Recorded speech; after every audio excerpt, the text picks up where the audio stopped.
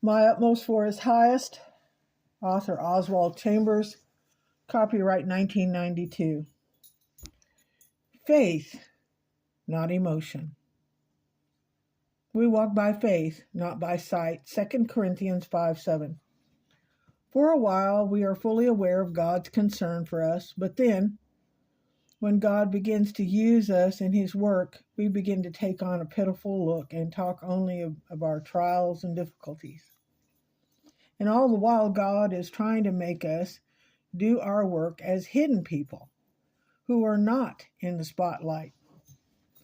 None of us would be hidden spiritually if we could help it. Can we do our work when it seems that God has sealed up heaven?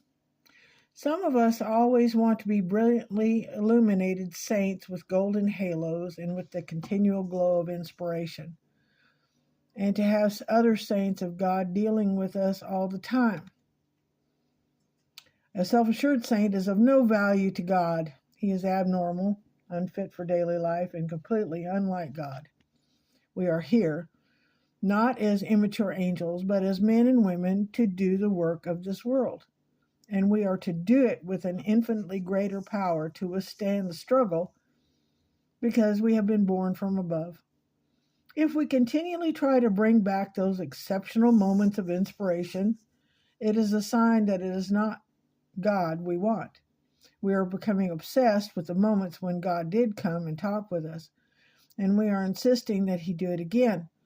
But what God wants us to do is to walk by faith. How many of us have set ourselves aside as if to say, I cannot do anything else until God appears to me? He will never do it. We will have to get up on our own without any inspiration, without any sudden touch from God. Then comes our surprise, and we find ourselves exclaiming, why, He was here all the time, and I never knew it. Never live for those exceptional moments. They are surprises. God will give us His touches of inspiration only when He sees that we are not in danger of being led away by them. We must never consider our moments of inspiration as a standard way of life. Our work is our standard. The patience to wait for the vision. Though it tarries, wait for it. Habakkuk 2:3. Patience is not the same as indifference. Patience conveys the idea of someone who is tremendously strong and able to withstand all assaults. Having the vision of God is the source of patience because it gives us God's true and proper inspiration. Moses endured, not because of his devotion to his principles or what was right, nor because of his sense of duty to God, but because he had a vision of God. He endured as seeing Him who is invisible. Hebrews 11:27.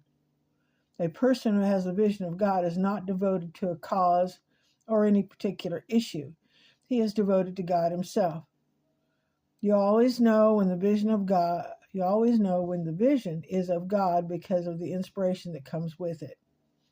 Things come to you with greatness and add vitality to your life because everything is energized by God. He may give you a time spiritually with no word from Himself at all, just as His Son experienced during His time of temptation in the wilderness.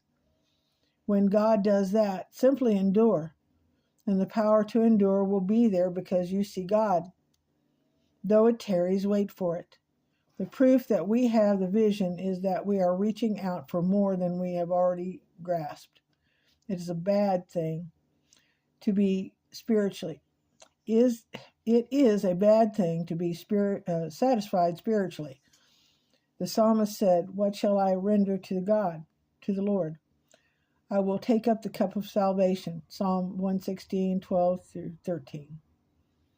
We are apt to look for satisfaction within ourselves and say, now I've got it. Now I'm completely sanctified. Now I can endure. Instantly we are on the road to ruin. Our reach must exceed our grasp. Paul said, not that I have already attained or am already perfected, but I press on. Philippians 3:12. If we have only what we have experienced, we have nothing. But if we have the inspiration of the vision of God, we have more than we can experience. Beware of the danger of spiritual relaxation.